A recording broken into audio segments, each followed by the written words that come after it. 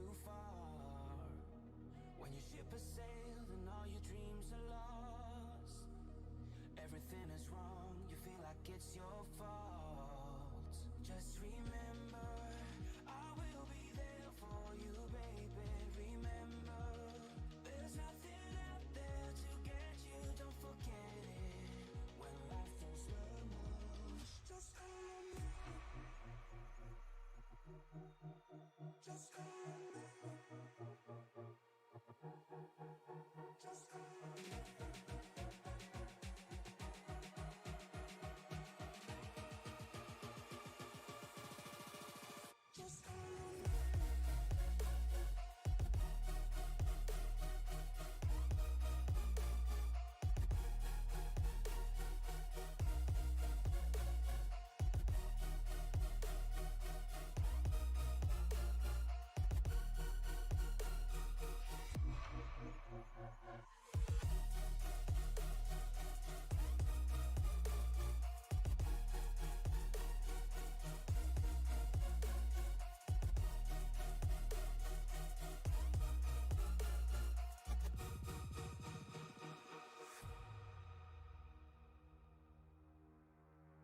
You're stronger now than you ever been.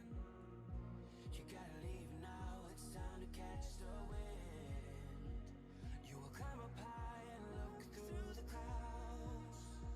And when you're feeling low, I know you'll bounce back. Oh, and just remember, I will be there for you, baby. Remember, there's nothing out there to get you, don't forget it.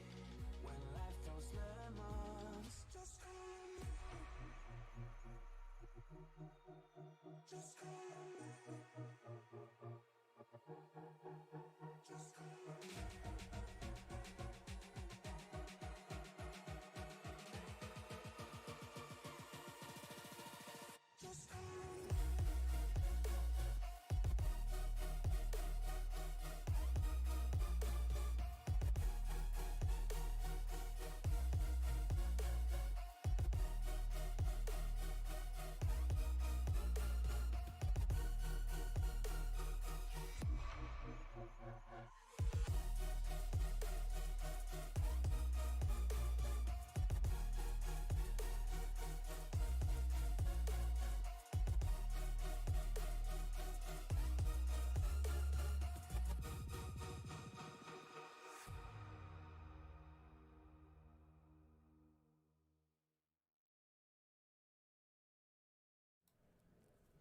Good evening, ladies and gentlemen. Happy Friday night. We are here with the Racers Elite, a free event at Talladega, brought to you by Sim Racing Media and a handful of other folks that we will get to in a little bit. I am Shane Cochran up in the booth. Along with me is a newcomer to SRM, Emmett Crow. Emmett, how you doing? I'm doing just fine, Shane, and what a pleasure to be here at Talladega. I mean, this is the biggest track in NASCAR, and I'm ready for a great race tonight.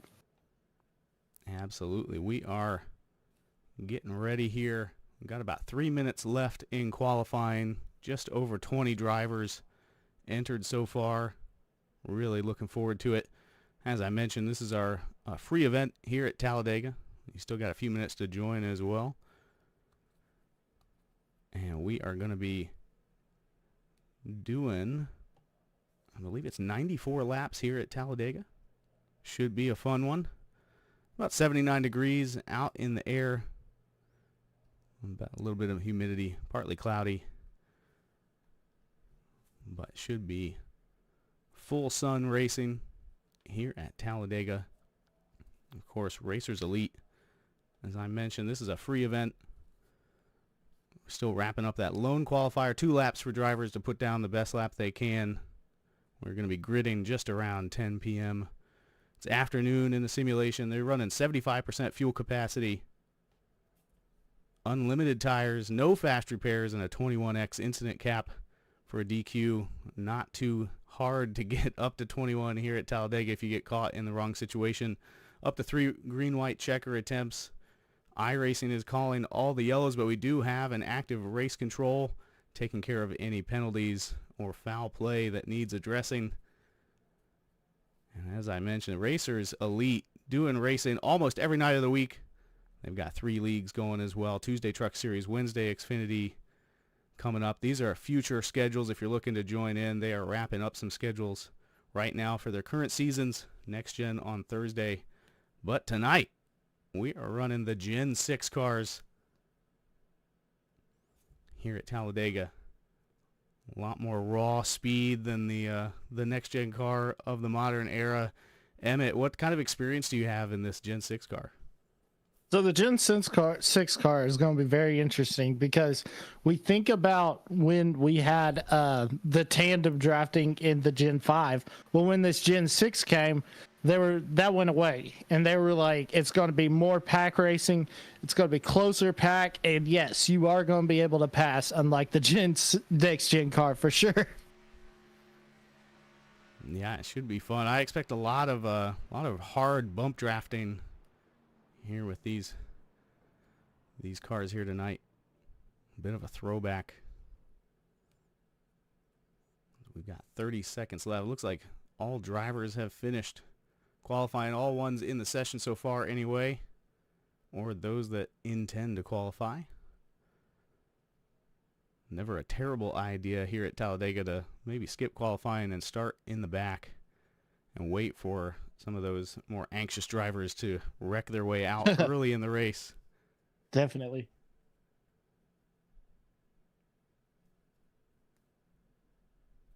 And another thing, Shane, it's not a matter of if we're going to have a big one, it's when is the big one going to happen. And when it happens, it's going to cause a lot of carnage.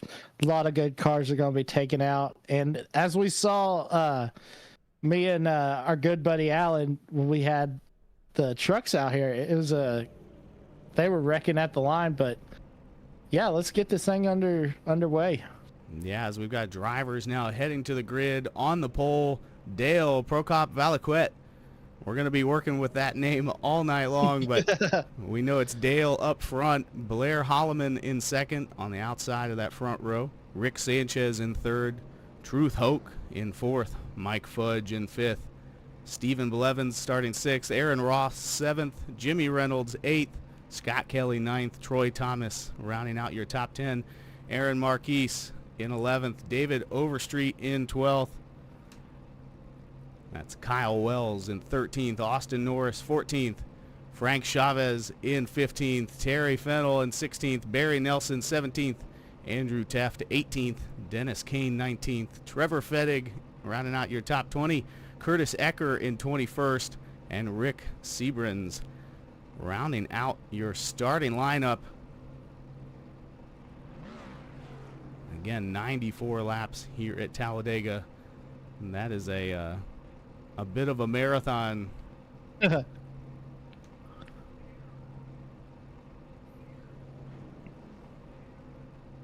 when oh, go ahead. Sorry, I didn't mean to cut you off. I was supposed to say yes, definitely not a sprint, but a circuit.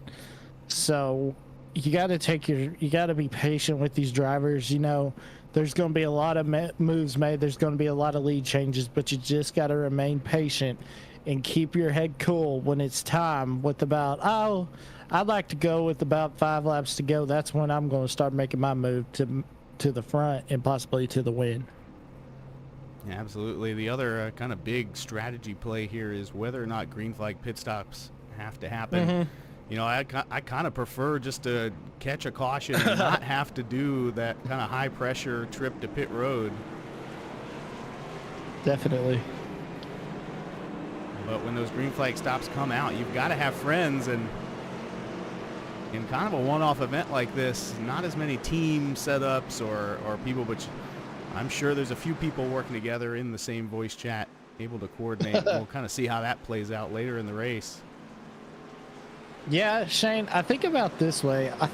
Just think back when you were in middle school or high school, and you go to that special dance, and you want to ask that special lady friend, you know, and it's all about trying to find your dance partner and who's going to work with you, and time to just go get you a date for the prom and take it all the way to the victory, for sure. Absolutely.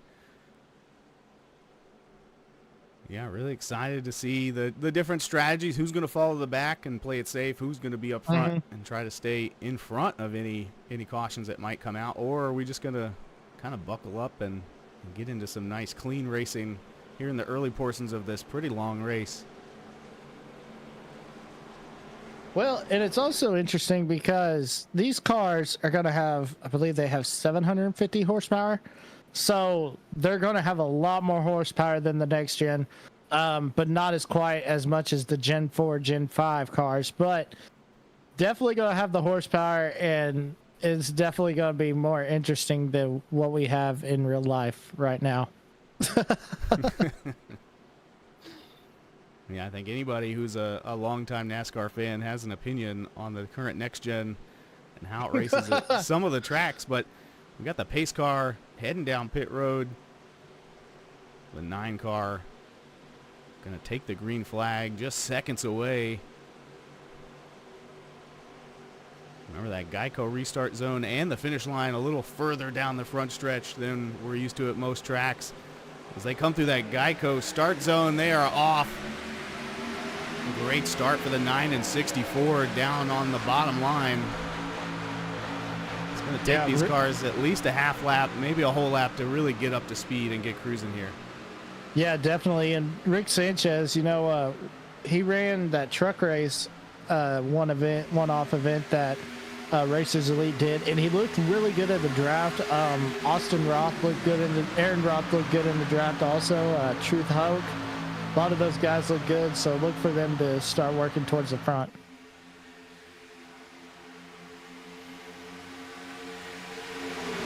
Just going to say Rick Sanchez. That sounds like a Rick and Morty reference, so we got that Rick Sanchez picture right there for the number 64. From old San Antonio, down south of me. Way down south of me, actually.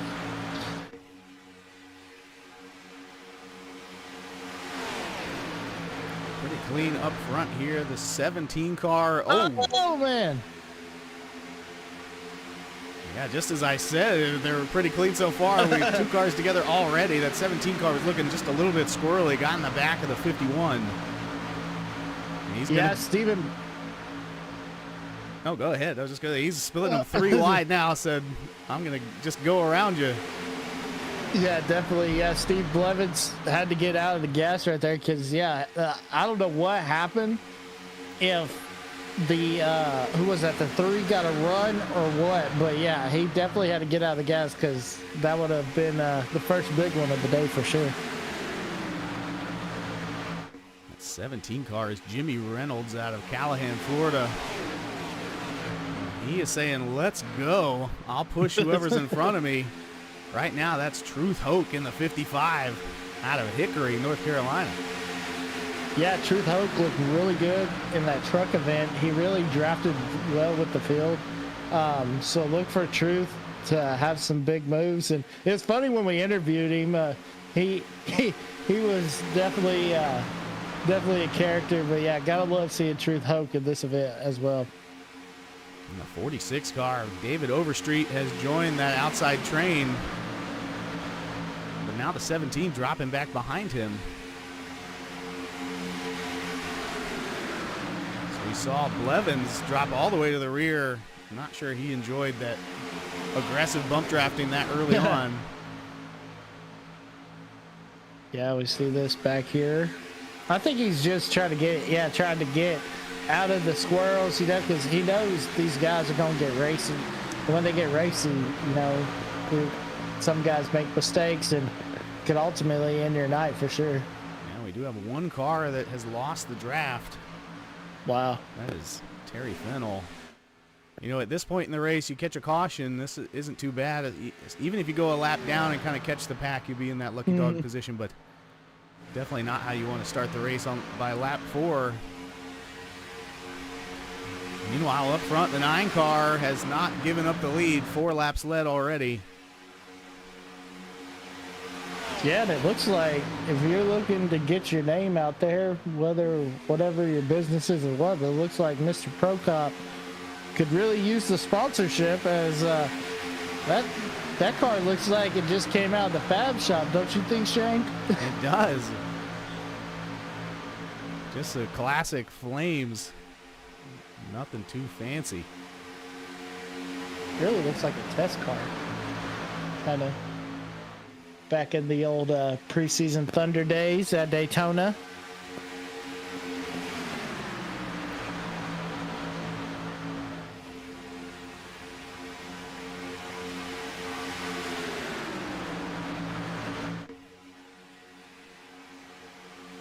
Look at old Mike Fudge up there, running in P3. Trying to get some help from the 32 of Blair Hollyman.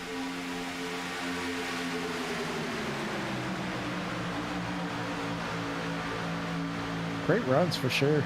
So early on, as we see Truth Hoke going to the outside, trying to get that outside line going. Shane, he's trying to get her going, but he's going to need a lot more energy than just that. Yeah, I think the outside line can build more speed than the inside line when they work well together and when everybody's kind of in an aggressive mood. Mm-hmm. But at lap 6 of 94, I want to be on the inside line. I want to be cruising, hugging the yellow line, just trying to, like you said, find that dance partner, find someone you're comfortable pushing or is a good pusher behind you so that you know who you want to work with when this thing winds down. Yeah, definitely. And then also, you know, I kind of want to be running not as far back as Fennell's running, but maybe a little back, you know, so I have enough reaction time if something does happen. But yeah, get out of all this action and keep your car safe and clean and be there at the end for sure.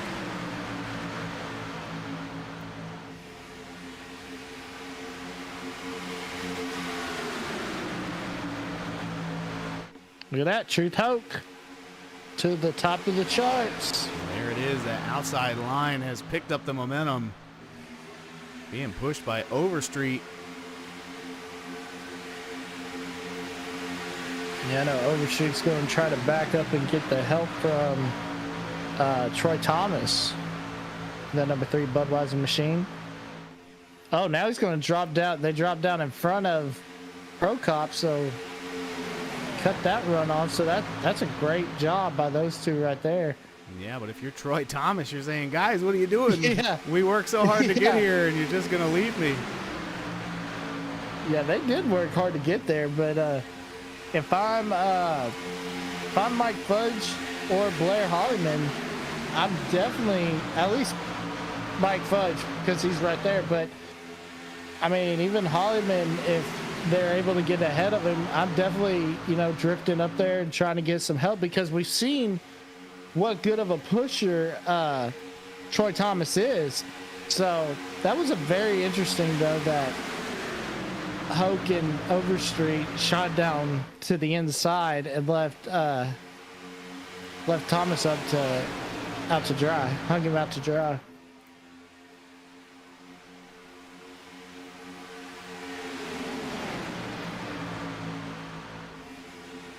Yeah, I'm looking at that black and white camo Bud 3. That is a sharp looking machine. Why don't we zoom in a little bit and take a closer look. Got the chrome number. Wow. Almost looks cow print, kind of. Yeah, I think we'll nominate that as our first SRM paint job of the night. Now, I saw something further back, and there is a slick-looking Curtis Ecker rocking the old 2001, 2002 Bud scheme. Oh, yeah. Man, look at that machine. He even got the Dracar Noir on the fender. Yeah. And then the, what is that? The Dragon, oh, what was that? Is it Dragon? Something. Yeah, Outlaw something. Man, I miss these cars with the big old, the rolls package with the big old spoiler. Yeah, you certainly can't see as well in these old cars. Why don't we jump on board with Rick Sanchez here and show you just how little he can see in front of Dale in the 9 right in front of him. All right, there's 3 or 4 cars up there in front of him. You can't really see him unless he pokes his nose out right here. Oh my gosh, look at the helmet. Oh yeah, he's even got Rick Sanchez on the helmet. We can see it in the mirror here in the onboard.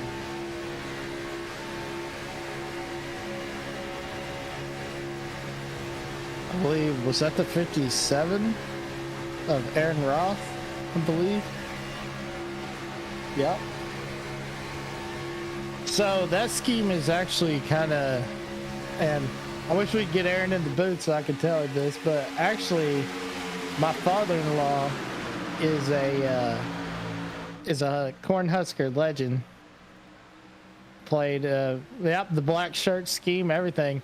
Played football at Nebraska and won 3 national championships. Wow. Got in the Hall of Fame, all that stuff. Yep. Ready to rock. Yep, get her done right there. Now we've also got Aaron Marquise, that classic kind of Sterling Marlin Coors Light. Yes, I love it. I forgot who did that. Was it this year or last year with they did that throwback? I think it was the Xfinity series. It looked pretty sharp. It's a 32, I believe. Yeah, you kind of get the feeling the drivers are over the throwback concept, but as a fan, it's one of my favorite weekends just to see all the old paint schemes come back out. Something we do all the time here in iRacing is about at least 1 in 3 cars are a nostalgic throwback. Well, and you know, what a great gift and a great tool trading paints is, because you want to see what something looks like on a car, throw your face on there, whatever you want to put on there, and you can throw it on there and run it on the track. It's so cool, very neat, and it's crazy how, you know, we go back to the old console games back in, you know, the Thunder days or the EA Sports days, and now we're here, now we're running these with actual logos and, you know, real looking schemes. It's truly remarkable for sure. Yeah, as someone who started back in the NASCAR Racing 2003 simulator and worked my way up to iRacing over the last, 20 years, it's really amazing to see how far we've come.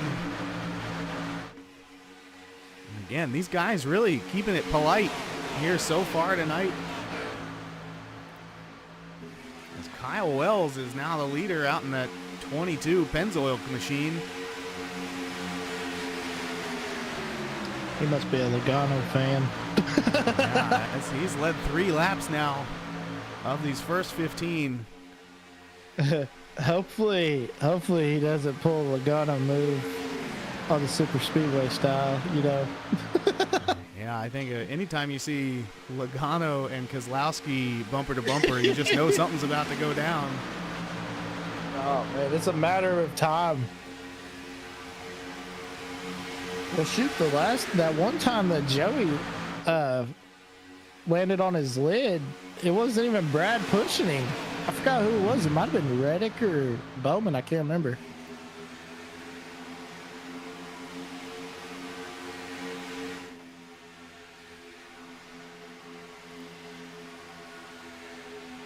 Man, I'd love to visit Talladega. Yeah, it's one I have not been to. I'm hailing out of Richmond, Virginia, so I've got season tickets to that show most years, but have not made the trek down to Alabama. So are you a hometown driver favorite Denny Hamlin fan? No. Yeah, short story. No. No, I was a Dale Jr. fan, as long as that went on, and then kind of picked up on William Byron before he had really broken on the scene back when he was in the Truck Series, and that's kind of worked out for me as a driver to cheer for. But these days, I'm a anybody who's kind of the underdog, Ross Chastain, even SVG at an oval, I don't mind seeing him get up there and throw down. But Byron is my usual driver, and my son's name is Byron, and that is not a complete coincidence. That's funny. Oh goodness. Well, I just had to ask, being from Richmond, and they say that's his home track. It is. I mean, he's definitely don't hate seeing him do well when he's here. If my driver's not in the running, but. Well, it's like when I was a kid, I grew up in Oklahoma, and for years there was never a driver from Oklahoma. And then all of a sudden, out of nowhere, comes this kid from Norman that just is pretty dang good, and it's awesome to see Christopher and what he's accomplished. But yeah, I'm like you. I'm a pro Hendrick driver. But anytime Christopher runs good, it definitely puts a smile on my face. But not one of my favorites, by say, Yeah, I kind of want to take a look here at the 98. That's Andrew Taft. He's a Racers Elite League owner and president, et cetera, and he is getting a run here on the outside. Yeah, did you see that 22? It was a matter of time, just like we were talking about. Troy Thomas gave the 22 a shot. Uh-oh, here we go. Hang on to it, guys. The 22 now in the sucker hole, going down the middle. Yeah, got hung out to dry right there, and going to go all the way back. But yeah, look at that. Who's that driver that Detroit Tigers theme car? That's pretty sweet. The 99 of Dennis Kane. Tigers having a good year. Had a great year last year. But yeah, that's a really neat because we're in Michigan this weekend in the real series, so kind of a neat looking paint scheme right there. Yeah, and there comes our first caution. Looks like a couple cars involved. Scott Kelly, Barry Nelson, both showing meatball flags. Let's see if we can run this back for you. Catch a look at what happened. I'm going to look at Scott Kelly first. He is that 71 car. Oh, in the wall. Oh. Taking a few cars along for the ride. Let's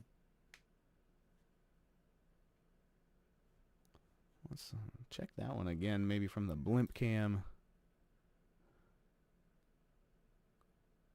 Yeah, contact there with the 51 and the 196. Oh, man.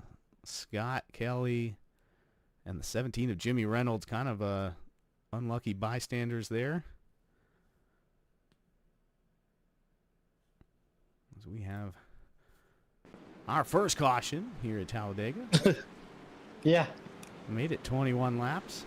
Not too bad. And with that, we're going to step away for a quick commercial break while these guys think about pitting or not. We will come back in time to catch the green flag, and we'll see you in just a few minutes here with Racers Elite at Talladega on Sim Racing Media.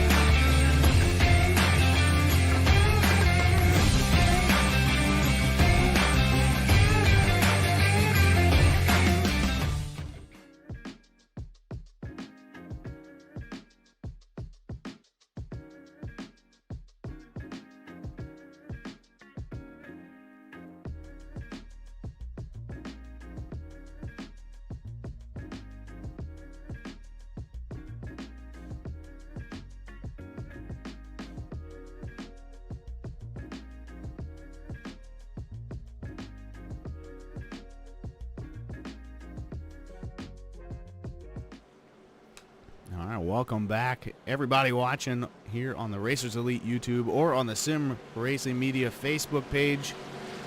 We are back with some Talladega action here with the Racers Elite free event.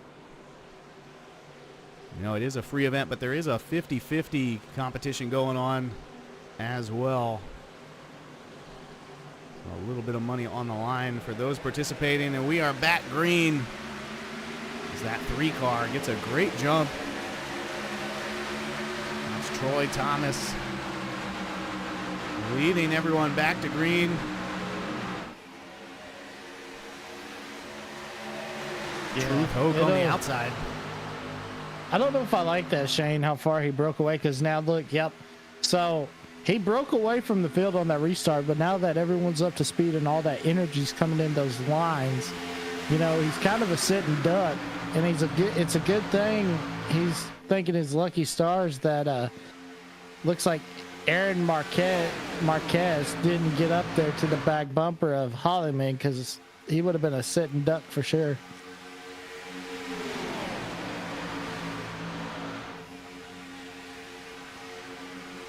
I think the one person who was happiest to see that caution was a 50 car.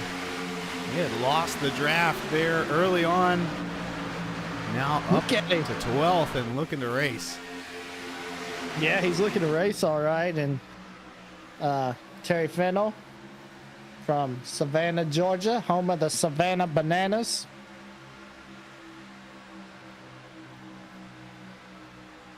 Pretty neat for sure.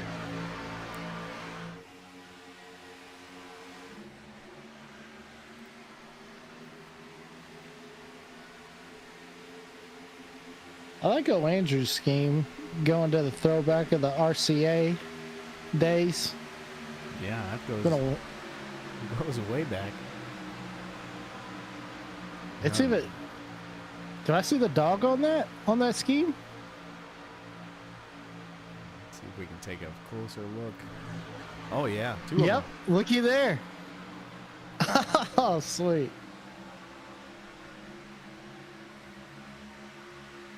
As I'm looking through the field here, the 98, I mean, we're admiring his paint scheme. He's also up 14 positions from the start of the race.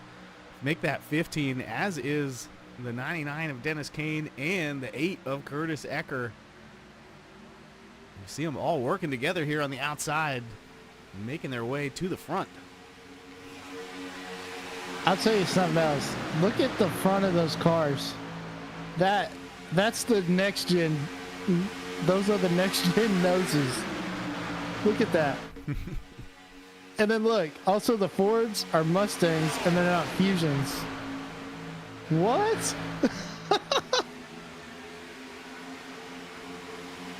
Yeah, everybody I've never noticed that before. just painting on kind of a fresher look.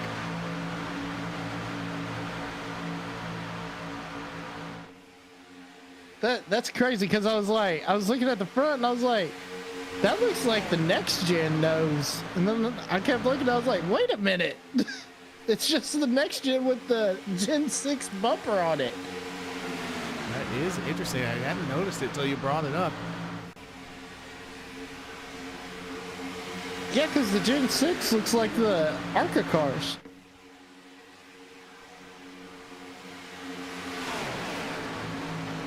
Oh my gosh, that's crazy. It's the little things. The 98 of Taft now making his charge. He didn't lead that last lap, but he wants to lead this one. Yeah, Kane's going to give him a shot right here down the backstretch, going to push him to the lead. And Ecker's going to follow behind. If Ecker can get up there, and if Roth can get behind these guys, and if Ecker can back, if I'm Roth, I'm telling Taft, Kane, and Ecker, hey guys, oh well, never mind. They're going to duck down in front of him. So now look at that. Now Aaron Roth's going to be able to get in line. I thought they were going to leave Roth out to dry, but they got something working on this bottom line for sure. Yeah, this is kind of the first time tonight we've seen them getting really racy up here at the front. We got them out single file now, all the way back to about 8th or 9th place. And we were talking about teams. Look at this. We got Misfit Racing Machine of the 55 of Truth Hoke, and the 3 of Troy Thomas starting to get hooked up together. So watch for them to go make a push for the front for sure.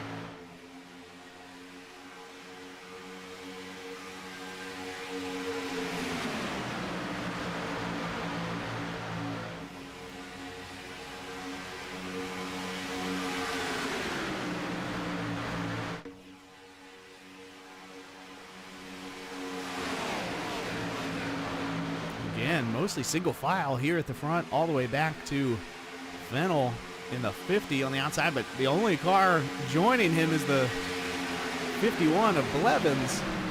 You're going to need more than 2 cars to make your way to the front on the outside.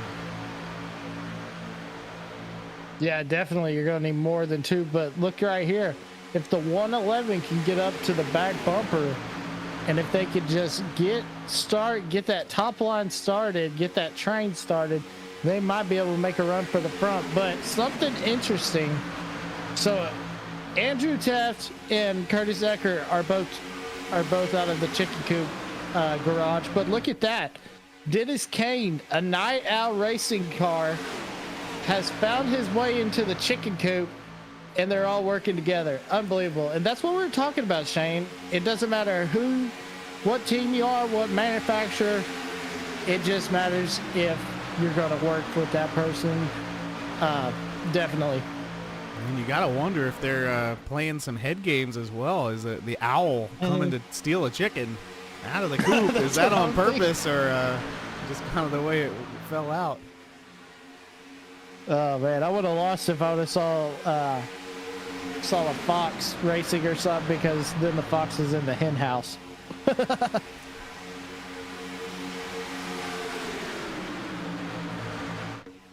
Looks like we've got another car that has unfortunately lost the draft, the 196 of Barry Nelson. Not that far behind the pack now, but he is losing time a little over 2 seconds a lap. Well, do you think that could be because he was involved in that last caution? Maybe he has some aero damage that the team didn't see when they came in for that pit stop, and could be costing him for sure. It could be. He did. I mean, we're about 11 laps into this run since that last caution, though. I would have expected him to drop out sooner if he had meaningful damage. But sometimes when you're at the back of the pack, you don't realize that it's getting away from you till it's too late. Mm-hmm. That's exactly right. And the thing about the draft is, it comes so quick. Like, you could be in it 1 minute, and the next minute, you're as far back as he is. And it's always, you got to stay in it and keep your foot in it. A lot of these guys are learning, which I like to run about half throttle in the draft. I don't like dragging the brake unless I'm going to get a run, like somebody's going to come up and give me a shot. But yeah, I don't want to be leading either. I like pushing. I don't like leading at all.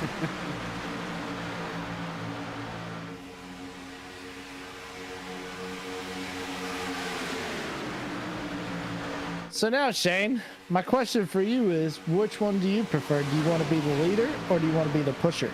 On lap 34, I'm not sure it matters. At the end of the race, I want to be the leader. Well, I want to be the leader then too. But... Well, and I'll say why is a lot of times, people like to wait till 2 to go, 1 to go, the final turn to make their move. And if you catch a caution and you've got to do a, kind of re-rack for a green-white checker, I want to be the car that gets to mash the gas first in that Geico restart zone with 2 to go. And you never know when that last caution's going to come. So if you wait too long to make a move, you might run out of time. Well, I'll even tell you that, like, as you're the leader, I'm the pusher. We get that green-white checker. I'm mashing, and I'm telling you just to hold the brake. I'm pushing you as far away as we can, and then unfortunately, that's when I'm going to make my move coming to the white. Yeah, that last lap we saw a little bit of contact between the 9 and the 60. Definitely. The 9 tried to get his nose underneath and got forced down below the yellow line and had to check up, get back in line. That Mike Fudge gets all aerodynamically loose right there. And that car was slipping and sliding for sure. But yeah, Pro Cop doing a great job on the bottom. Of course, he was our pole sitter, so you know he's got the speed. But yeah, definitely could have been chaos for those two for sure. And then kind of back here, you've got the guys saying, hey, we're going to wait till we're a little closer to the checkers before we start pushing the issue. Rick Sanchez, David Overstreet, and Jimmy Reynolds just riding along in the back, making sure to stay with the draft, but not put themselves in any danger. Yeah, I have to think that this is planned for these three right here. Just to ride around in the back, and then like you said, Shane, getting closer and closer to time. I think that's when we'll see those three make their move towards the front for sure. Oh, as the 9 is hard into the wall. Oh man, and look at that. Jimmy Reynolds, no, that was the 22, wasn't it? I'm not that sure. Hit him. Let's go back and take a look. Man, Prokop had such a great car. 3 wide. It's just like we were talking, Shane. Right there, those two. We had the last time they came across the line, you know, we had the little contact, but this time, man. And Jimmy Reynolds ran around in the back, and now that car is destroyed. Yeah, really, the front end. Really unfortunate there for the 17, trying to play it Man. safe. Let's go back and kind of watch this one more time. I'm just not sure exactly what is happening here between the 60 and the 9. The 60 just kind of comes down into him. Well, the thing is, if you run side by side with somebody for long enough, there's going to be the side draft is going to come into play, and that's where that pocket of air is going to be right there. And that's why those cars were going, we had all those cars going airborne with the wing. With this big old spoiler, though, it does trap the air just a hair, but it'll still send you around, and when you get aero loose for sure. And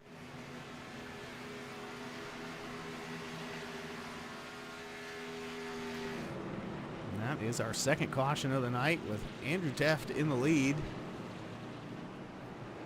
Cars are coming around to pit road. We'll see if anybody wants to take a trip down. We've done 17 laps since our last caution and pit stop.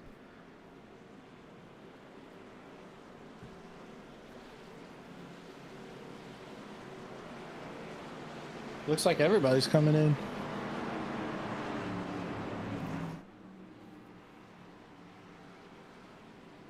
'71 stays out. That's Scott Kelly. He is going to be the lucky dog here, I believe.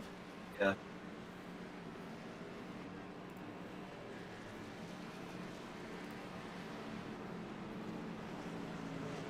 Well, if you want to get into it, let's see. Okay.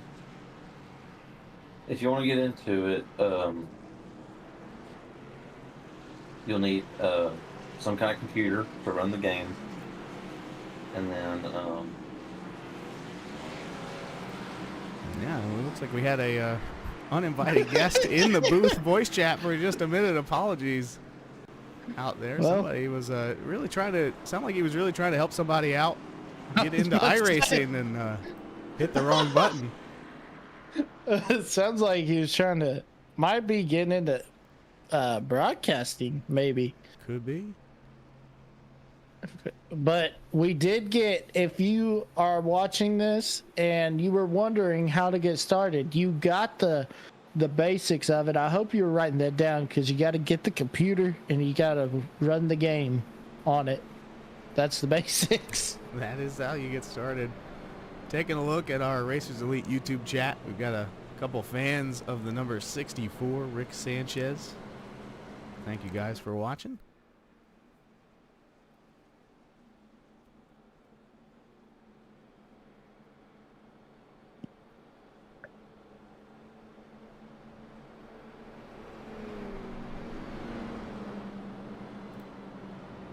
Take a look at Rick over here. Currently running 12th. Drop back a few positions from where he started, but like we said, a long race, long way to go. Plenty of time to work your way back to the front. Got some fans of the number 5. Oh no, go for number 5 tonight. I was gonna say I don't see a number 5 on the track. That's what I was wondering, and somebody said he's number 64. Oh man, gotta love it. A couple cars coming down, maybe to top off. Not the worst idea in a race like this when you never know how long you might need to stay out.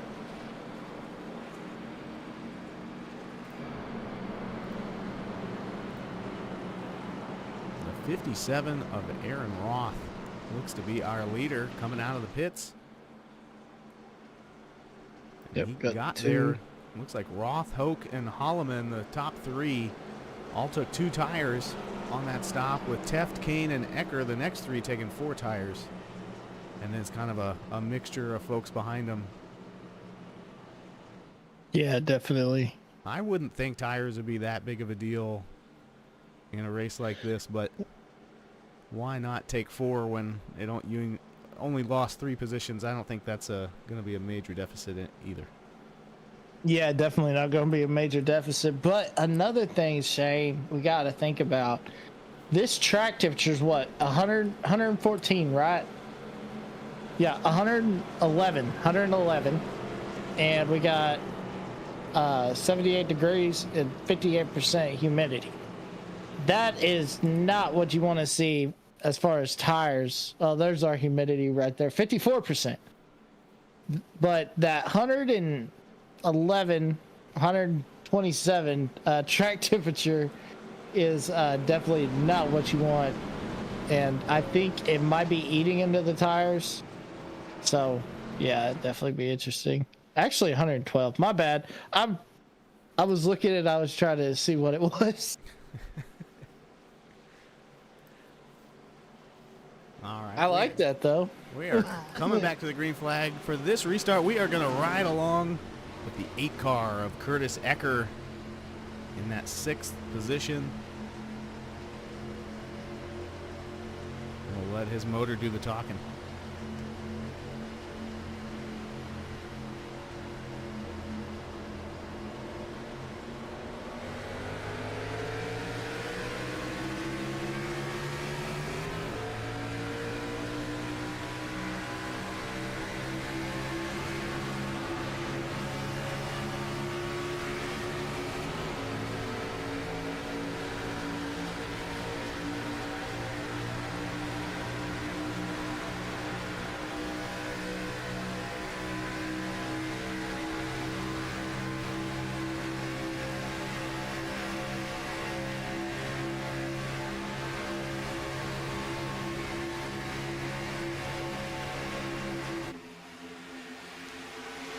Yeah, you can really feel that Gen 6 power. Yeah. Press that throttle to the floor, and it took off. Yeah, definitely. Now look at this. Here comes Tef back to the lead as him and Truth Hope.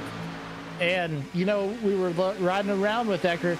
Now he's found his chicken coop racing teammate, and the chicken coop is flying for sure. But look at this. Here comes the Misfits on the bottom.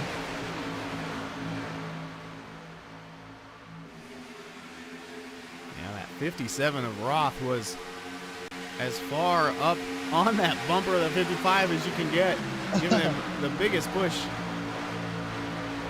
And they're doing the same on the outside lane. Ecker and Taft working great together. Oh, man. Yeah, that 57 hanging tough on the bottom, just like that black shirts defense from the Huskers back in the 90s, showing how tough they were, showing how tough he is on the bottom. That's a sweet looking scheme, by the way.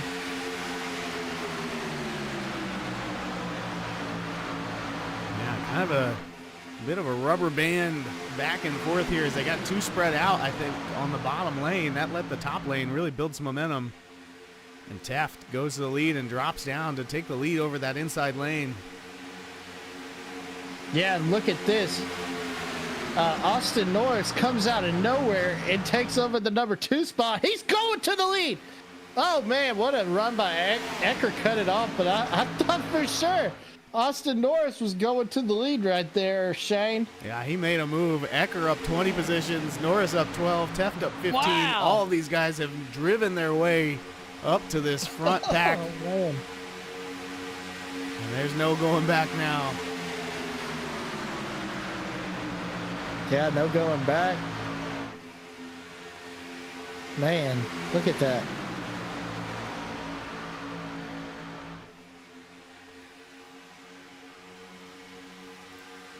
Who's that car up there on the high side? That's behind, is that Sanchez? Who's behind? Is that Sanchez up there? No, that's the 57 of, okay, Trevor Fetting. No? I think it's Blevins in the 51. Yes, Stephen Blevins. That's who it is. Trying to get that high side going again.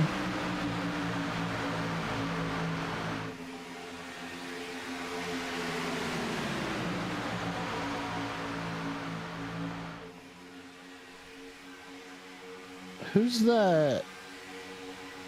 I'm trying to think who's... Okay, so...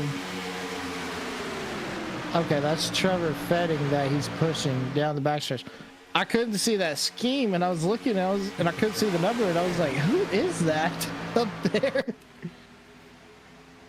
Ah, it's a pure Michigan scheme. Ah.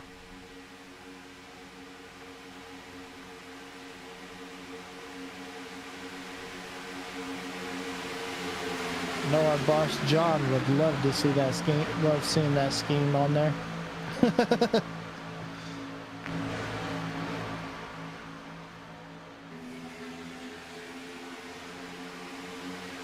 Ecker continuing to lead with that 8 Budweiser car. Oh man, huge shot from Norris. Everybody starting to test the boundaries here as we are almost halfway. 46 in the books.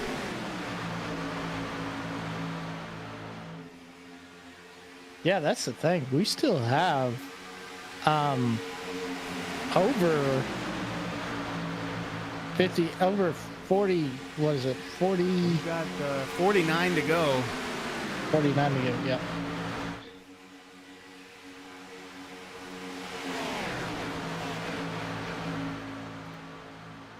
And that outside lane continuing to work forward.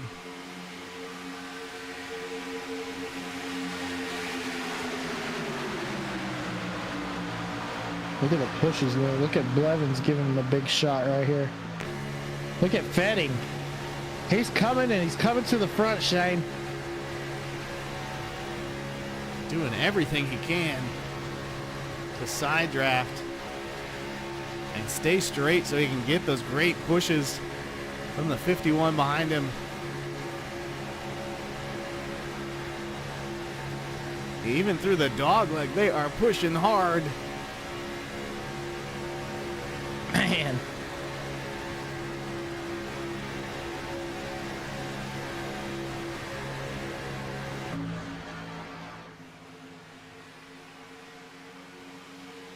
Yeah. Trevor Fetting came out of nowhere. I mean, back then, a couple laps ago, these guys were just the Lone Rangers up there running. But now, they've got a line. They've got Roth, Wells, and oh dang, who is that? Chavez, I believe. Okay, Barry Chavez. Nelson in the 196. Yes. And Chavez in the 11.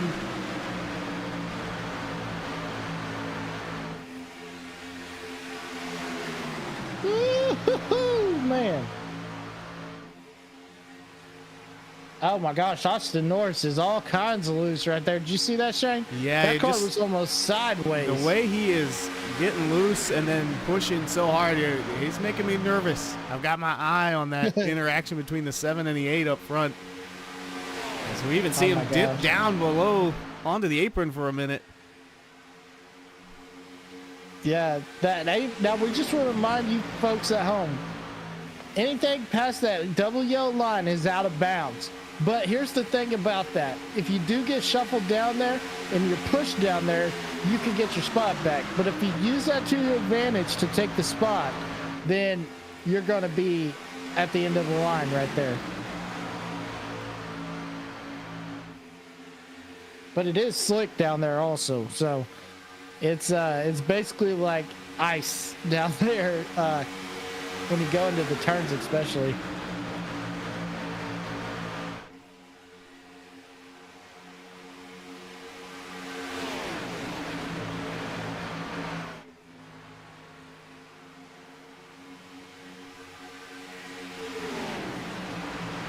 We complete lap 50 here at Talladega.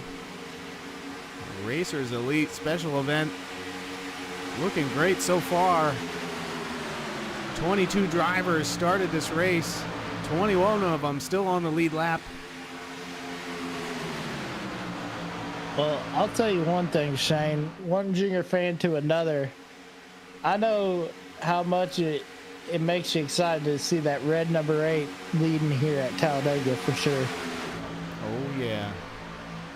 A lot of great memories, a lot of PTSD around getting wrecked by Brian Vickers and things like that, too. Oh, gosh.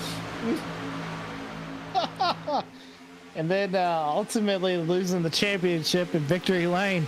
Yeah. Oh, man. Anyway, another time, another life. Yeah, it would be great to see Curtis Ecker in that 8 car bring it to victory lane if he can. As the field is catching Scott Kelly, as he's going to go a lap down. He was a lucky dog that last caution, but must still have some damage from earlier in the race. It looks like he made his way back in line where he needed to. Well, there he is. He's kind of maybe having some network issues blinking out on the top line. That might be why he lost the pack and went a lap down as well.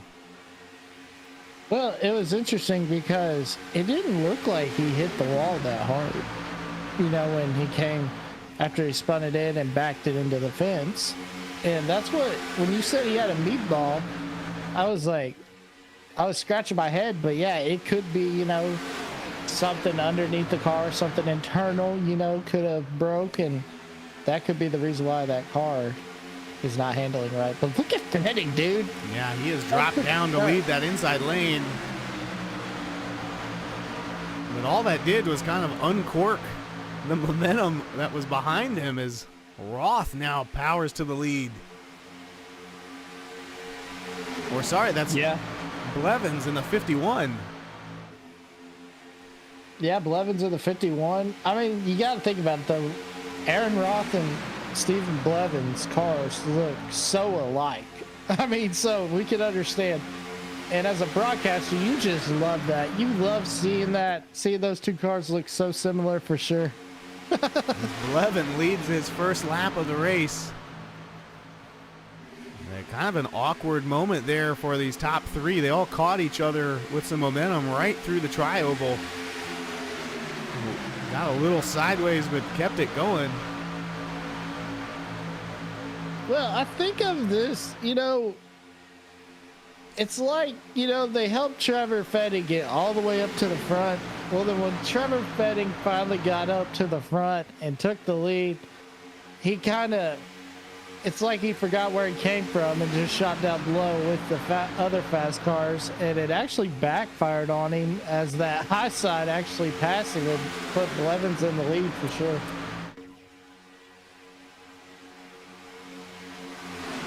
Yeah, we've hit 17 laps since the last caution. That has kind of been our magic unlucky number where our cautions have been coming out, so keep your eyes peeled as the 3 of Troy Thomas is dropping back a little awkwardly. Del Prokop back up here. Yeah, I mean, we Fighting saw him get P8. T-boned by the 17. We thought his Yeah. race was over. Yeah, definitely. Wow. Great run. I mean, like we said, though, that car's got speed because, I mean, he was the pole sitter. And again, if you're looking to put your face on a car or like get your name of business out or something, you give old Mr. Prokop a call because he could use the money for the sponsorship to help him continue this season. For sure.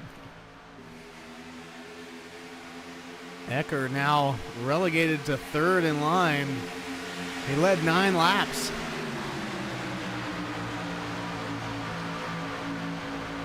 You know, one thing we haven't talked about yet, Emmett, is with these cars, I've kind of forgotten how long can you push before you start to overheat in this Gen 6 car?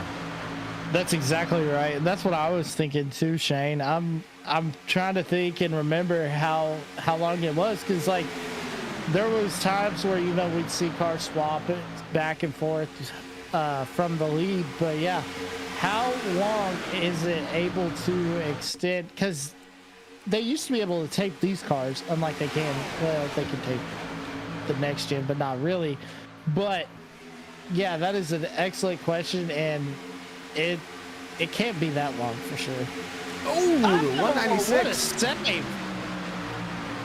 Barry Nelson. Wow.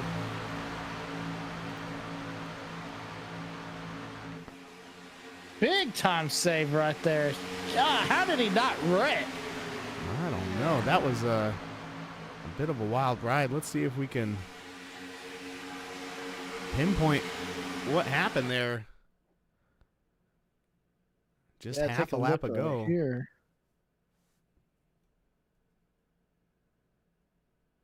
Outside the 11. Just gets up into the wall on exit. Then try to bring luckily- the car. Oh my gosh. Yeah, there was a hole for him to go through. Lucky for the 11 of Chavez. Yeah, I think if we buzzed old Chavez, he'd say he'd come on the radio saying Code Brown right there for sure. And while we were watching that, Aaron Roth has made his way to the front. Out in front of Taft. Yeah, look at Dennis Kane. Fast like Scooble's fastball for the Tigers. But yeah, look at Aaron Roth down on the bottom. And that's a good spot to be because Andrew has a lot of speed, and we've seen him be a great pusher. So if I'm Aaron Roth, I'm liking where I'm at right there. But that top line, if Norris is able to get to the back of Kane and able to give him the push, oh yeah, here comes Truth Hope. Yeah, they're about to come up to the lead for sure.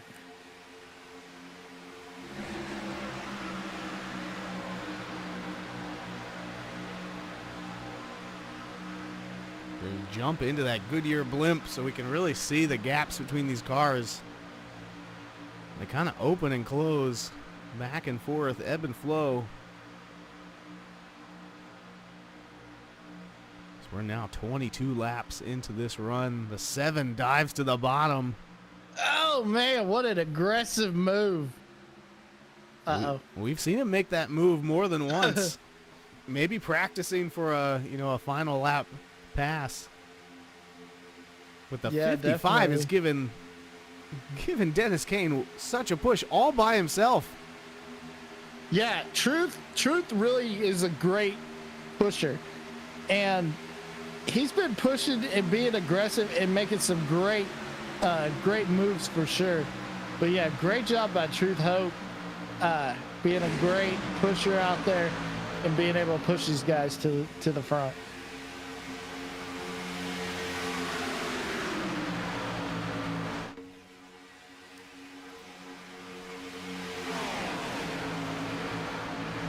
I tell you, Shane, as these laps wind down, as we have less than 34 laps to go, it's gonna get antsy because everyone's gonna get their adrenaline's gonna rush up. The nerves are gonna set in, and it's going to be chaos until we get to that checker flag for sure. Yeah, the other thing I'm kind of getting curious about is this fuel window. That's where you've been out 23 laps in this run with 34 to go. Yeah, and they only run filled it up to 75%, right? Yeah, I'm checking checking my crew chief notebook right now to see what kind of fuel window they should be getting. Yeah, if I'm the crew chief for these teams, I got every calculator, I got all the mathematicians in the world, I've got Albert Einstein trying to figure out a formula that will tell me how many laps I could go and how long it's going to last for sure. Yeah, my math is telling me somewhere between 27 and 33. And we are 24 laps into this one. I think if you can make it if you can make it 5 more laps, that would mean you could make it on a single stop. Yeah, that's probably what they're trying to do. But I mean, the only people that aren't going to benefit from this is Austin Norris, because he has no cars to draft off of, unlike Roth and Teft and, the rest of the field, because they're able to save that fuel by getting in that draft and ultimately, less throttle and, more brake. They could drag the brake or something also.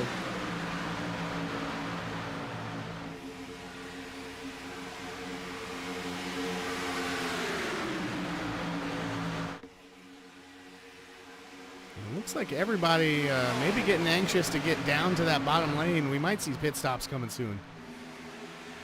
Yeah, that's what I'm thinking also. And as they come down the backstretch, it's Kyle Wells, though. He's going to stay on that high side.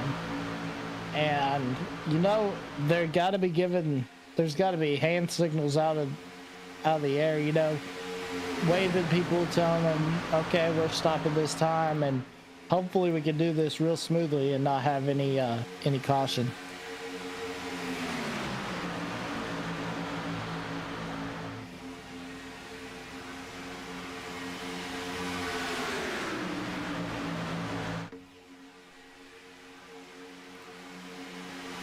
And again, everybody trying to find any way down into that inside lane. This will be the 27th lap on this tank of fuel.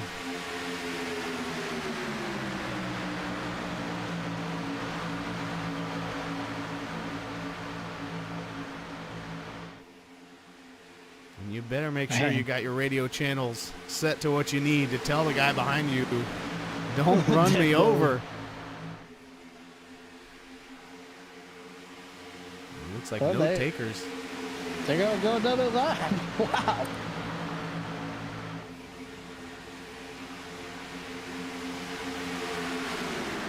I'd be very curious to see what the telemetry is on Austin Norris compared to, these cars that are more in the pack. Because you got to be thinking that if you're behind Norris and you're just sitting here in the draft, you got to be thinking that you're running half throttle to save gas, wouldn't you? We jump on the rear bumper of our leader, Austin Norris, who's led 6 laps. Look at Kyle Wells. Oh, here they come. Here they come. Whoa! Just 2, 3. Wow. 4, 5, 6 cars on pit lane.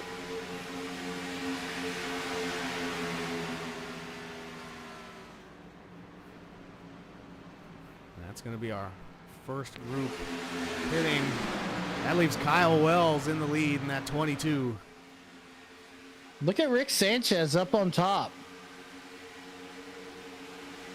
Yeah, he and 3 cars. 46 have been just flooring it. That's David Overstreet And Rick Cybrands. See, I think the 22's out of fuel, Emmett. Oh, yeah. Yep, he's definitely out of gas. Oh, my gosh.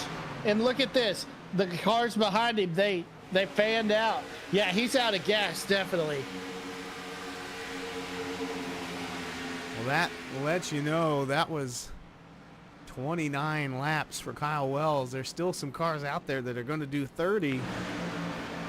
Rick Sanchez out front. As now the cars that have already pitted and are about to go a lap down are getting caught by the leaders who haven't pitted.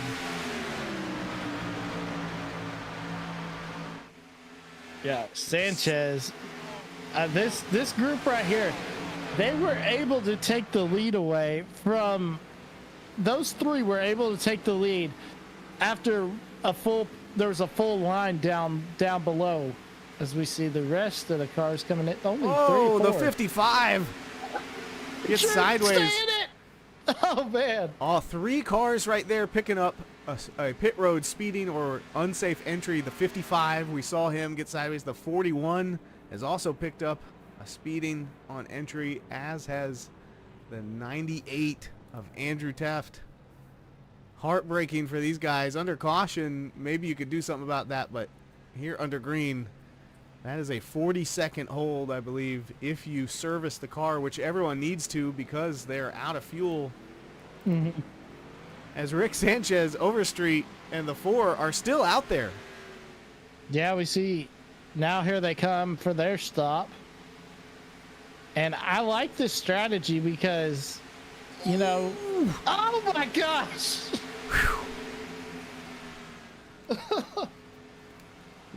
Oh man, we are going to need our meds here in the booth tonight. We are getting our hearts broken by some of these pit road entries. Definitely. As they look back, it looks like there's still three cars that have not pitted. Oh no, I'm sorry, they are on pit road. So the 32 and the 3 are the first cars. They should come around and inherit the lead as they pass Rick Sanchez, who's in the pits. Now they are behind 45 seconds.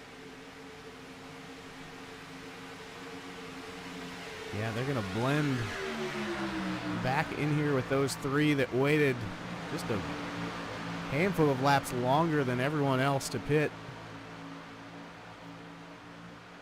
Yeah, they're you kind of see it. The problem is that Sanchez, Overstreet, and Cybrands are all too spread out. They aren't drafting right now. Yeah, they're not, but look at this. Overstreet's trying to get to the back bumper.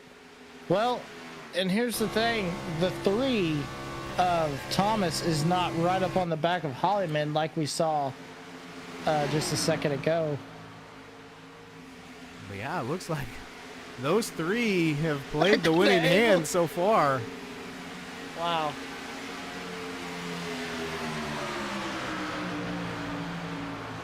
All right, so I think the longest stint there was 30 laps.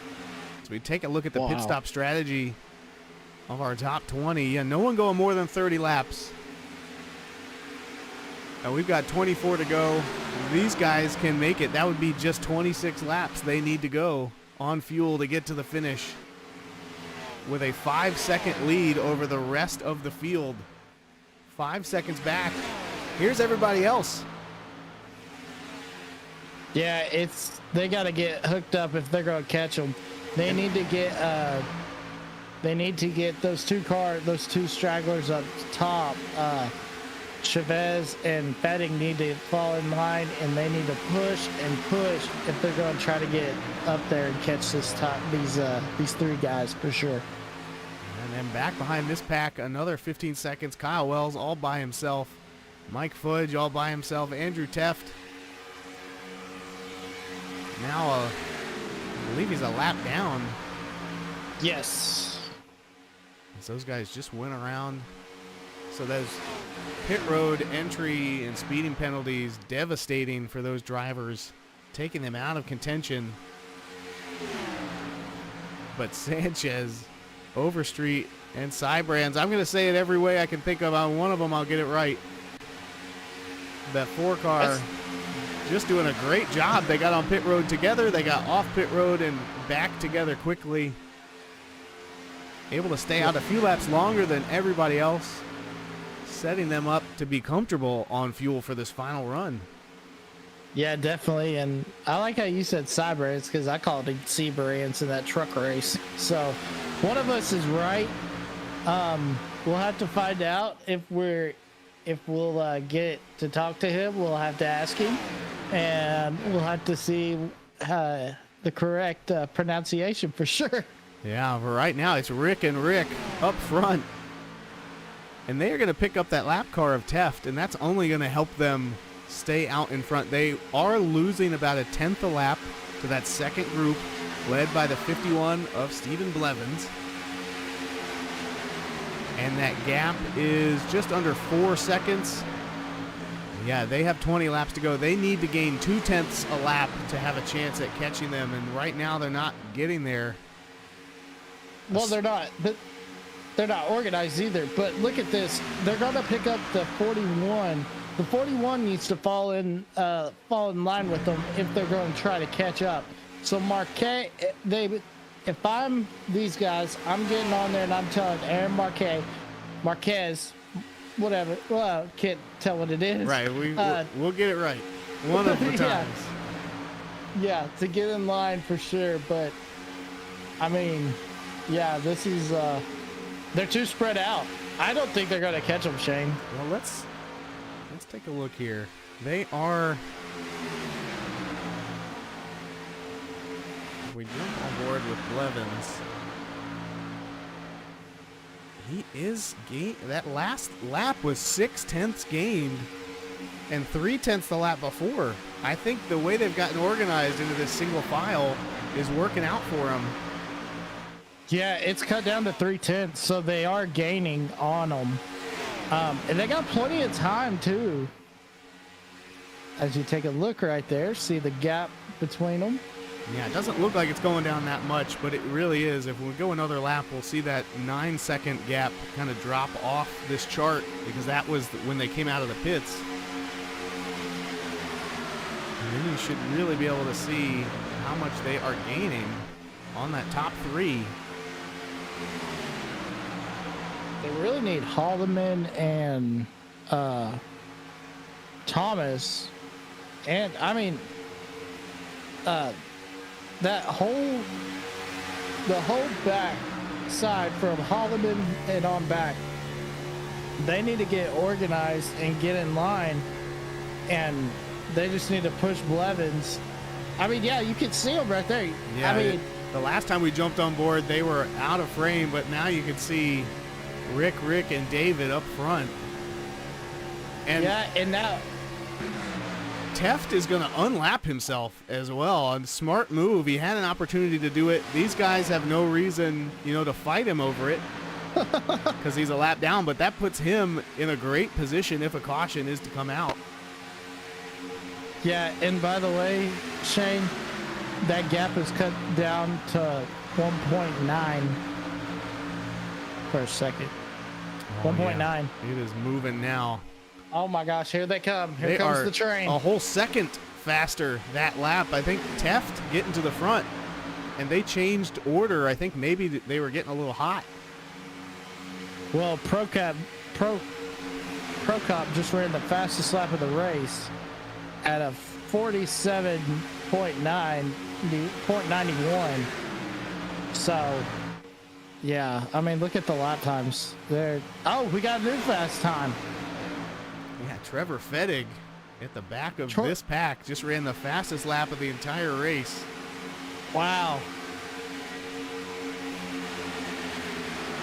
Now, if Fettig can get to the back of Chavez, and we do this accordion effect, they will get enough momentum and enough energy to catch these top three. Yeah, almost a half a second gain that lap there. They're only getting faster as they catch the top three, led by Teft, who's a lap down, just trying to stay in position to get that lap back. I think my question is going to be, how aggressive will Andrew Teft be to stay, at the tail end of the lead lap? When this pack comes up, does he throw a block on that? I assume they're going to go to the outside.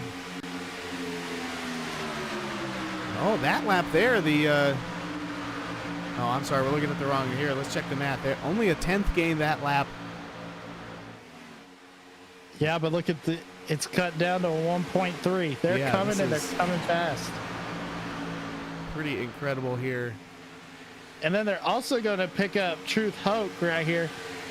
So, actually, what are they doing? Yeah, this seems like I don't think they wanted to pick him up. Whoa. Okay. A little miscommunication over whether or not we're picking him up and which side we're going to go to. And Steve Blevins has been hung out to dry. Yeah, that's the worst case for him. He led the pack the whole time they were coming back, and then they hung him out to dry when they came up on Hope.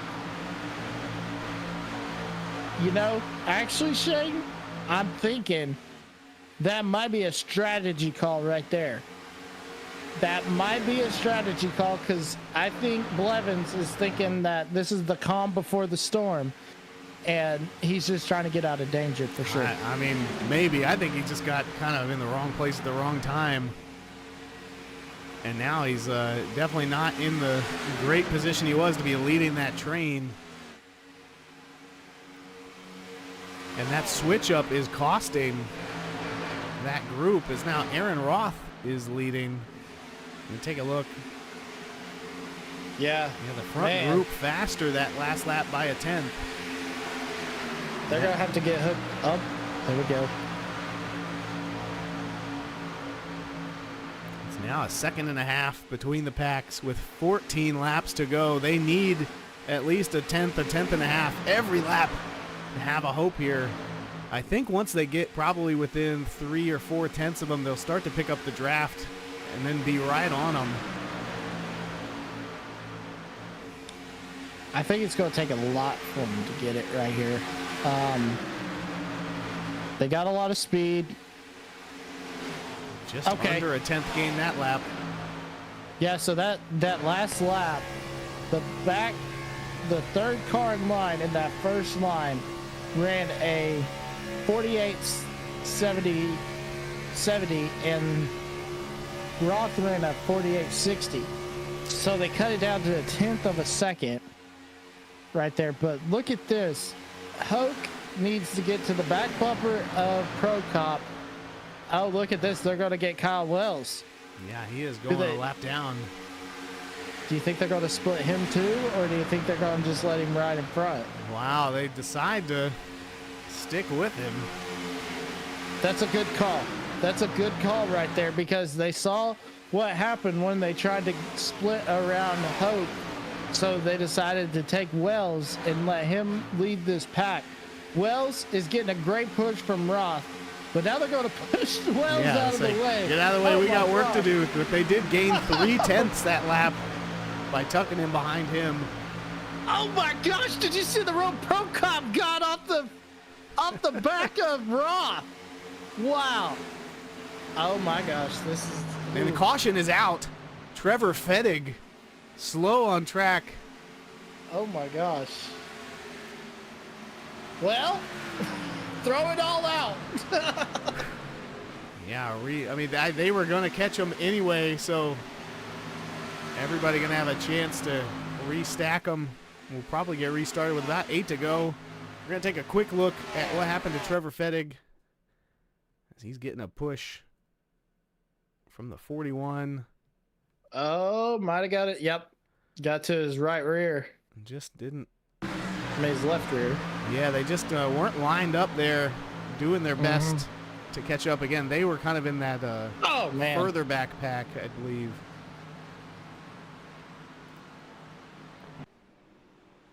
And with that, while everyone is putting on a fresh set of tires, maybe topping off on fuel if they need it, we're going to take a commercial break and be back for the final 10 laps here at Talladega with the Racers Elite League and SRM.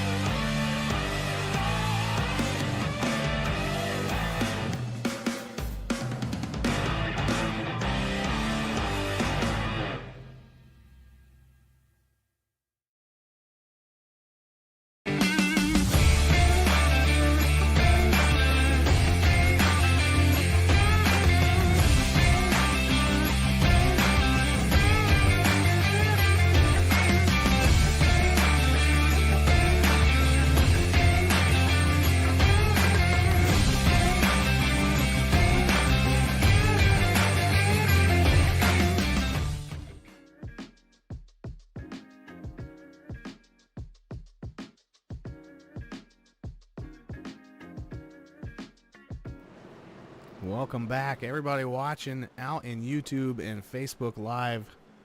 We are set up for a great race to the finish here with the Racers Elite at Talladega.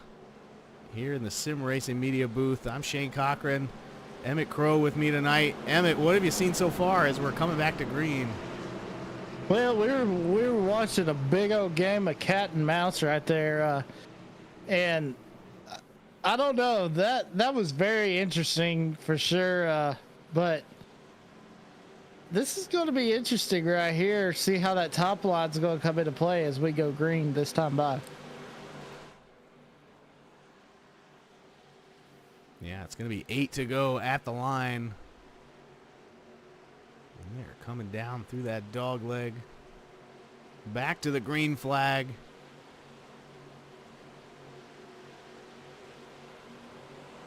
And the green flag is out. We are racing Rick Sanchez up front.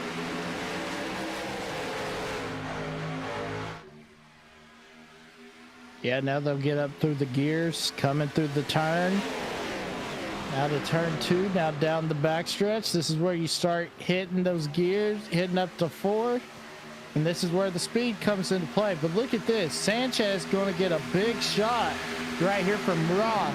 And it's going to push him actually into the lead down the backstretch. But look at that, Shane. Ecker is trying to get to the back of Thomas. And if Thomas is able to get to Roth, Ecker and Thomas could end up stealing this from Roth and Sanchez for sure. Yeah, it's kind of the moment where the gloves are off. 8 laps is still a long way to go. Oh, definitely. At Talladega, but you cannot afford to lift. Oh, you there we cannot go. afford to give anyone a break. And they're 3 wide for the lead. Oh my gosh, here we go. Stay nice, boys. Stay nice. You got a long way to go. Look at the middle. Look at Rick Sanchez. Gets a big shot from Ecker. He's going to get a shot to Seabrance. They're going to push Seabrance down the backstretch. Everybody getting a great push right now. 3 wide, 4 rows deep. But it's Sanchez out front.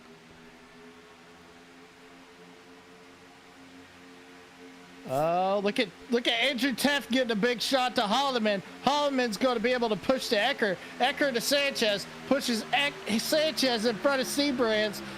This is some great racing right here, Shane. We got a great setup for the great finish here at Talladega. And just a few laps ago, we were watching that 98 car unlap himself and drive around the leaders to put himself in a position to get that lap back if the caution came out, and he got what he needed.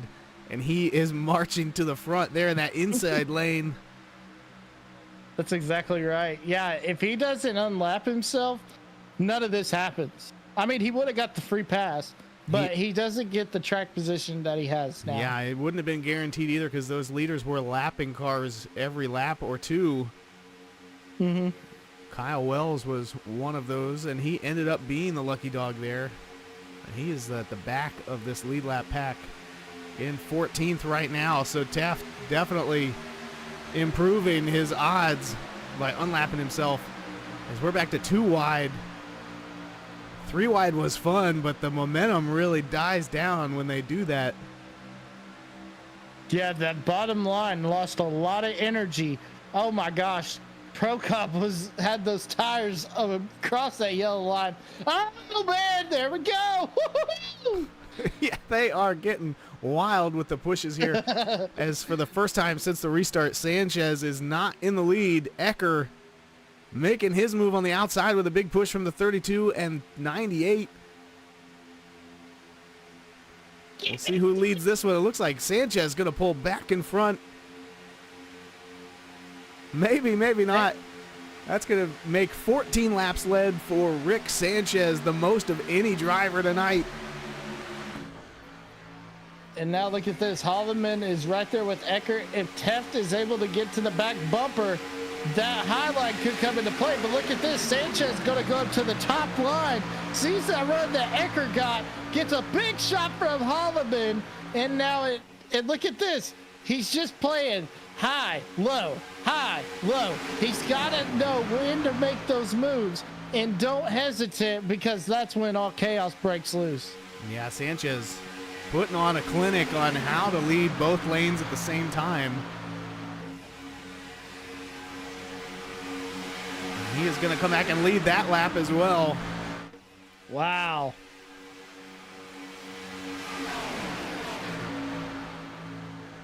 Not really any teammates lined up here to work together. If you're anybody, who was that? The 32 gets loose off the nose of the 98, so the 98 has to lift. Yeah, but look at this. That's going to help the 98 out because Thomas is going to get up to the back bumper and give him a shot if he's able to. Well, he wasn't able to, but look right here. Here comes Sanchez. Just, oh my gosh. You can't cut the tension with a knife. It's so thick, Shane. Yeah, there's no lifting at this point as we jump on board with the 32 of Blair Holloman. Running fourth behind Ecker. You can just tell it's all throttle. No brakes here on out. 2 laps to go. Yeah, down this backstretch. Look at that. That bottom line got separated. That's going to allow the high side to get the advantage as they're going to give a big shot to Seabrands and push him to the front on the outside line. And that outside line, this is what I was talking to you, Shane, about. If you're leading, I'm pushing you to the front. We're going to try to get away from the field. And that's exactly what I meant about the move. Yeah, Ecker just forcing the 4 back down, and they are stacking up down low. And Andrew Teft now up to P3. Final lap, ladies and gentlemen. We are racing back to the checkers one way or another. Out of turn 2. Last time down the backstretch. Look at Teft. He's going to shoot up high, get a big run. Here comes the 3 of Troy Thomas. Gives him a big shot down to Ecker. Oh, the 32's out. The 32 is out of it. Look at Andrew Teft now. Teft shoots down to the inside as they come out of turn number 3. Yeah, nobody wants to push. You want to be getting pushed. Oh, man. Oh, Sanchez, save it. Save it. Oh, my gosh. I don't think Thomas has a chance to win it. Oh, he's gonna. And just like that, Andrew Teft unlaps himself after a pit road speeding penalty and then drives all the way through the field after that caution to get up front. He leads 13 laps on the night, including that last one, the most important one. At times getting strong pushes from behind and at times doing it by himself. Incredible finish for Andrew Teft. Troy Thomas going to come in second. And our pole sitter, Dale Prokop-Valaket, finishing third. I think you pronounced it right that time. I'm doing my best. We'll have a chance to ask Dale about that. If we can get him up in the booth here. Again, fantastic finish. I'm sure Andrew is going to tear it down. My bad. I got involved. I got too excited. Didn't let you make the call at the end. No, we're working together. The 98. Up 17 positions from the start of the race. As we said, he unlapped himself to be in a position to get back on the lead lap with a caution. Wow. And he caught it at just the right time. There he goes. Great. That's a great shot right there.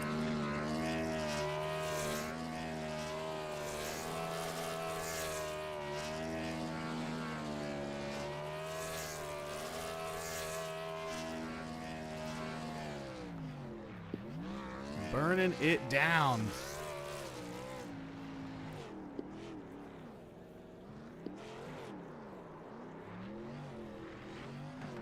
We will see if we can get our podium drivers up in the booth for an interview. I'm sure we'll get to talk to Andrew, but he isn't finished celebrating.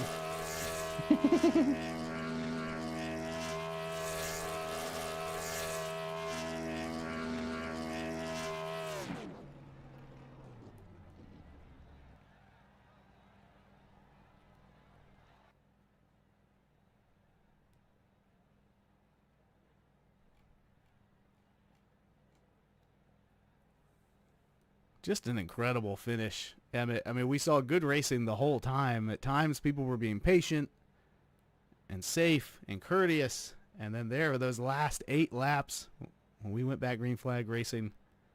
Just an incredible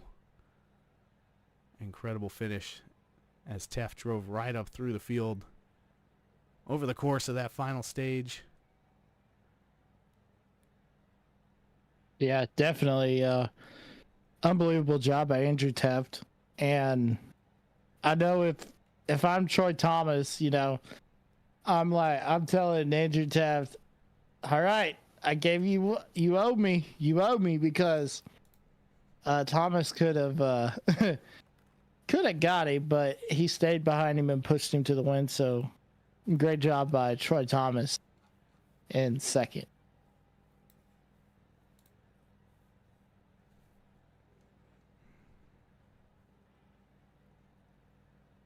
See, I can see them down in their team chat, finishing up some celebrating. There's Troy Thomas coming into the waiting room. Troy, you've got Shane and Emmett in the booth. Do you have a copy? Hey, guys. How about that? I mean, you bring it home P2, not the one position short of where you wanted to be, obviously, but a great race otherwise. Tell us about your night. Oh, that was one of the best plate races I've had all week. We've raced here twice this week, wrecked both of them, but these Gen 6 cars are just fun to drive here. They produce a lot of horsepower, and you get some good runs, so it's a blast racing up there with everybody. Absolutely. Who was kind of your dance partner and you came up through the field? Who'd you want behind you and who'd you want in front of you? Oh, well, Andrew was in our chat, so he's all unofficial teammates tonight, so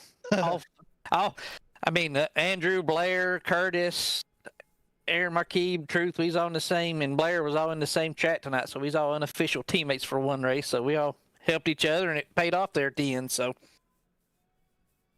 Yes, it did. Congratulations again. Anybody else you need to say some shout-outs to or give some thanks to? Oh, thank you guys for putting the show on. I know it's how much goes into one of these. Andrew, for putting this on every week. It's a blast, and just thank everybody for watching and my wife for letting me do this. So, absolutely. Well, congratulations again on the podium finish, and we'll see you next time. Thank you, guys.